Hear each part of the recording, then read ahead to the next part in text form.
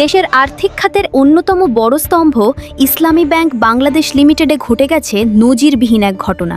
মাত্র ২৪ ঘন্টার ব্যবধানে ব্যাংকের ভল্ট থেকে প্রায় ২,০০০ কোটি টাকা উধাও হওয়ার খবরে পুরো ব্যাংকিং খাতে তীব্র আতঙ্ক ছড়িয়ে পড়েছে। আমানতকারীদের অর্থ রক্ষায় এবং ব্যাংকটিকে খাদের কিনারা থেকে টেনে তুলতে রাজপথে নামার কঠোর হুঁশিয়ারি দিয়েছেন ছাত্রনেতারা।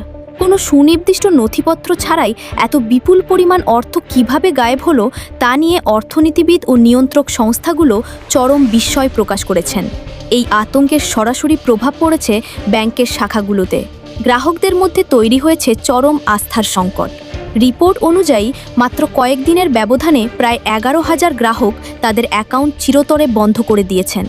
গত এক মাসে আতঙ্কিত গ্রাহকরা তুলে নিয়েছেন প্রায় ৪,০০০ কোটি টাকা। শাখায় শাখায় এখন কেবলই আমানতকারীদের উপচে পড়া ভিড়।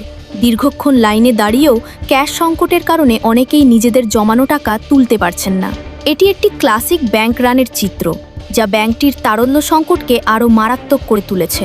পরিসংখ্যান বলছে দেশের মোট রেমিটেন্সের প্রায় ৫২% আসে শুধুমাত্র এই একটি ব্যাংকের মাধ্যমে। দীর্ঘ ৪ দশক ধরে প্রবাসীদের রক্তজল করা রেমিটেন্স আর সাধারণ মানুষের তিল তিল করে জমানো আমানতের ওপর ভর করে এই আর্থিক প্রতিষ্ঠানটি দাঁড়িয়ে আছে। অর্থনীতিবিদরা সতর্ক করছেন, এই ব্যাংকটি যদি হোঁচট খায় তবে তার সরাসরি নেতিবাচক ধাক্কা পড়বে পুরো জাতির আমদানি অর্থনীতি এবং বৈদেশিক মুদ্রার মজুতের ওপর। এত বড় বিপর্যয়ের পরও সদ্য নিযুক্ত চেয়ারম্যান খুরশিদ আলম এবং বর্তমান পর্ষদের ভূমিকা নিয়ে তীব্র সমালোচনা শুরু হয়েছে। ভল্ট শূন্য হয়ে যাওয়া এবং এস আলম গ্রুপকে ঘিরে নানা অভিযোগ ওঠা সত্ত্বেও চেয়ারম্যান পদত্যাগ করতে অস্বীকৃতি জানিয়েছেন।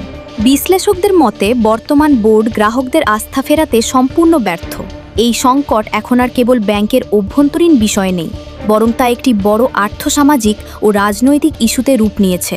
সাধারণ মানুষ ও অর্থনীতিবিদদের পাশাপাশি এই ইস্যুতে কঠোর অবস্থান নিয়েছে দেশের ছাত্র সমাজ। ইসলামী ছাত্র শিবিরের কেন্দ্রীয় সভাপতি নুরুল ইসলাম সাদ্দাম অত্যন্ত কড়া ভাষায় বার্তা দিয়েছেন।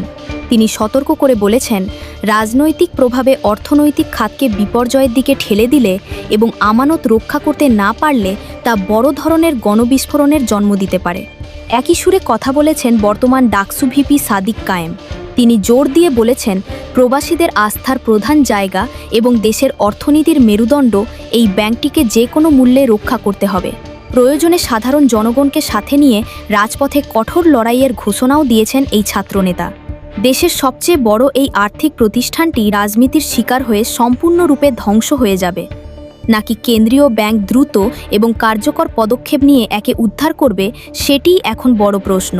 বিশ্লেষকরা অবিলম্বে একটি শক্তিশালী টাস্কফোর্স গঠন করে হারানো অর্থ উদ্ধারের আইনি প্রক্রিয়া শুরুর তাগিদ দিয়েছেন, কারণ এই কাঠামোগত সংস্কার ছাড়া কোটি কোটি গ্রাহকের হারানো আস্থা ফেরানো প্রায় অসম্ভব।